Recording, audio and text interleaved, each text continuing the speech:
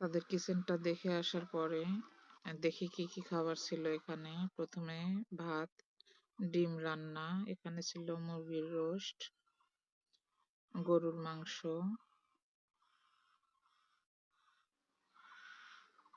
খাসির মাংস।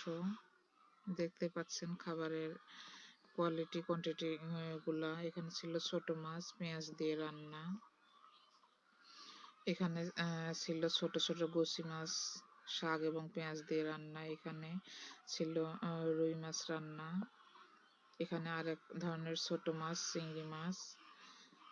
এখানে ছিল গরুর মাংস রান্না। এটা ছিল মুরগির রোস্ট,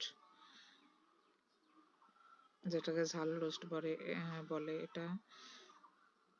কাবাব ছিল এখানে, কালো জিরা বাদাম ভর্তা। এখানে মাছের ভর্তা ছিল, তারপরে পেঁপে ভর্তা, আলু ভর্তা, শুকনো মরিচ দিয়ে করা। এটা ছিল মুরগি